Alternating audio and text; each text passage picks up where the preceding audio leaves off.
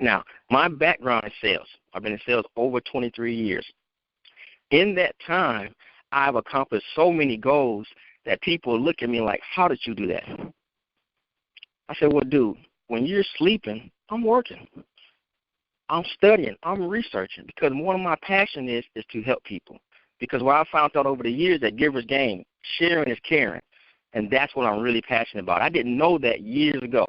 I used to just like helping people. People would come to me, and I would look at them for some reason and say, hey, what is this person having a problem with? And so I would direct the conversation that way, and then I would help them with it. But I didn't know that was my passion. I have a passion for helping. Now, once I got into that space and found out, I looked back on my life, and I looked at it, and I was like, man, I've always been helping people. And then I had people come into my life years later and just to thank me for helping them. But to me, it was just, it's something I thought that, this is what you do. But I didn't know I had a passion for it, so I started studying how to help people more. And so what I want to do is I want to open up some questions, if anybody has any right now, before I go into my long dissertation. I don't want to speak for an hour, however long we're going to be on this call, and give a 5 or 10 minute, Q&A. I don't like doing that, because I can speak and speak and speak. But if I'm speaking about something and nobody's interested in it, hey, that doesn't benefit anybody. So in order for me to help you, I want you to ask me some questions. You can look at it like this. When you go to the doctor, the first thing the doctor does is ask you this, hey, what is your problem? And you tell them, I got a backache, my shoulder, head hurt, whatever it is. And what do? Every single time, no matter what your problem is, they stick a thermometer in their mouth, take your pulse, take your blood pressure, take the stethoscope, put it on your chest, put it on your back. And they write down all your vital signs. And pretty much from that, they can tell you, hey, this is what you need. You need to take this is a prescription. Take this right here. And so that's what I like to do in the beginning. I wish I could see people, and I also wish this was video recorded because I like to illustrate what I'm talking about because you learn better that way when you can see it. And I'm going to try to do my best is paint some pictures, with these words.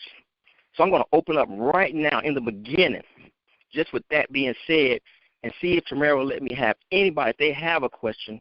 I don't know how we can handle this, but I'm going to try and do it and see if someone has a question, and we're going to take it from there. That's absolutely fine with me. If you have a question, please unmute your phone at this time. Yes. If you don't, I'll keep going. I have a question. Yes. Okay, just out of curiosity, let's say we have some students that's on the phone.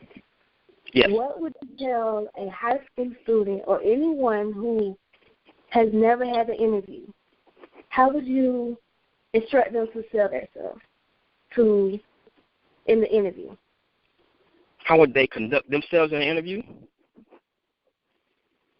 Yes, sir. Okay, that's an excellent question. I don't know what's been going on, but I've actually been thinking about that a lot lately. I get called to go and speak at schools a lot. I'll go and speak at a college, and then they'll send me somewhere else. And that's one thing I've been thinking about a whole lot because I have about 30 interns that work for me. And a lot of them don't really know how to conduct themselves on an interview. My thinking is a little higher. And what I mean by that is in one of my chapters in my book, I wrote a chapter called Think Outside of Yourself. Now that takes think outside of the box a little bit higher. Now what I would tell them to, first of all, find out what you really want to do. I think I spoke about this out of college. Find out not where the money is at, but what would you do for the rest of your life if you didn't get paid for it?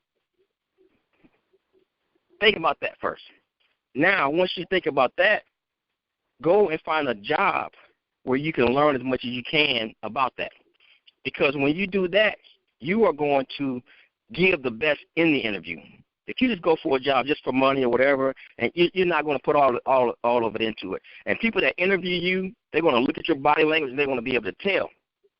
So what you have to do is just say you want to be a cook. Go to a restaurant. It doesn't matter, fast food or whatever, and learn and work your way up. And then learn the business part of it. So what you want to do on an interview is you want to express that passion. I love to cook. And when you do that, the person can see it. and you'll get the job. But if you go to somewhere that you know it's a dead-end job, it's just mediocre, you're not going to give your best in the interview. You know what I'm saying? And I'm going to take it one step further. With me, I haven't went on an interview in years.